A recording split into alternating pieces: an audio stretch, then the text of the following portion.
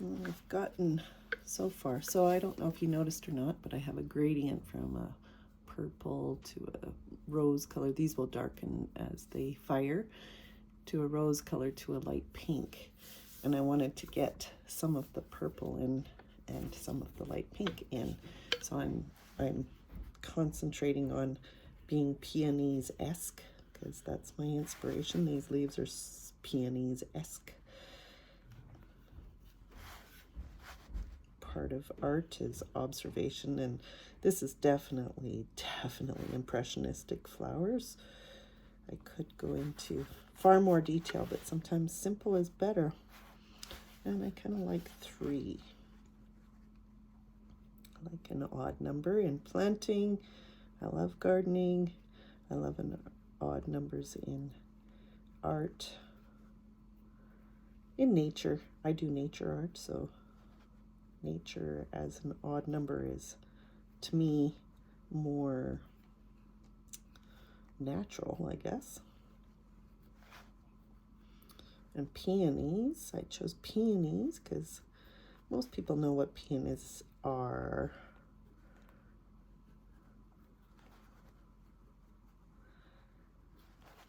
So peonies it is. And plus my mom grows peonies, and I have taken some of her peonies and am now growing them.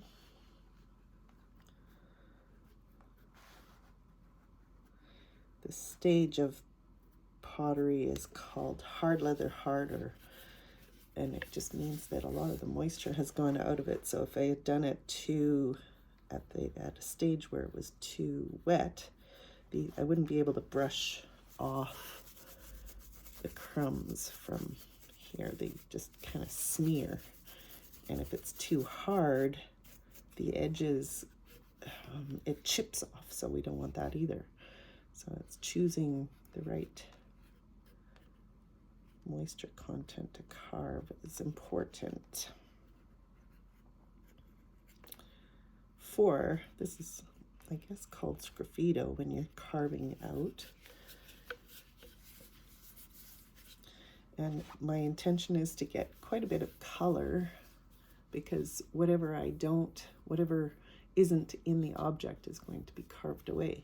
So I want to make sure that I'm getting, this area here has quite a bit of carved away material. So let's put a leaf in there. I sound like Bob Ross.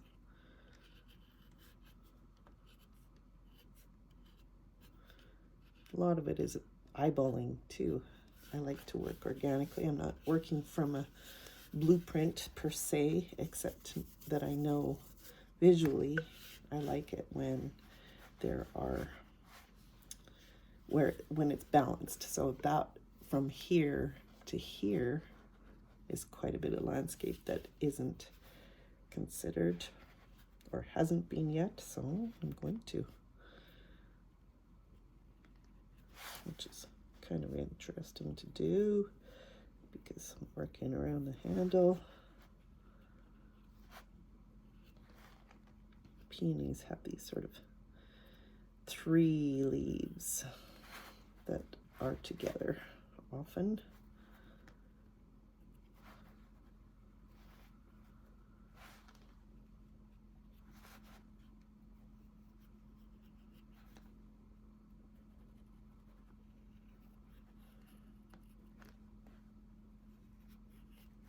And up here won't matter. This messy business won't matter because I will be covering it with glaze. Now, if the glaze is somewhat transparent, of course, I would have to worry about that.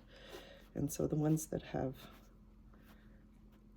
more or less a straight line would be the ones that I use for semi-transparent glaze. But I don't know, well, there's a pink that I'd love to use that's semi-transparent, so I might clean that up.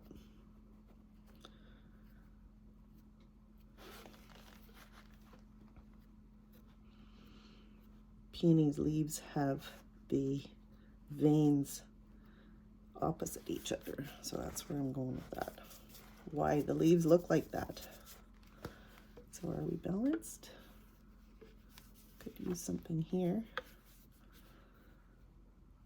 And sometimes it's about how you hold it that makes it easier to do.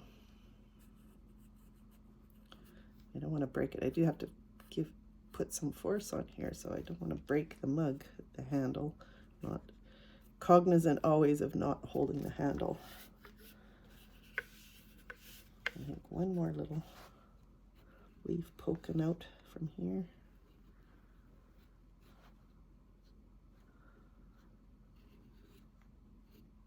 And then it'll be time to start carving the actual mug. Sorry, doing the carving out. So here we go. I did have my carving tool. Oh, here it is. Where to start so you can see. So this part of it, is negative space, and you would think that that doesn't really matter which way you carve, and probably it doesn't, but I like to think that those marks are the artist's,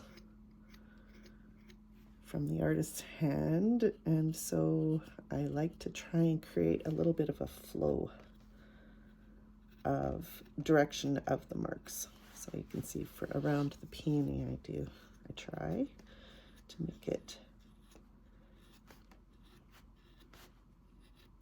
pleasant. It's not something maybe people really notice offhand, but I think it's like right off the hop, but I think it's part of the aesthetic that overall you're picking up on.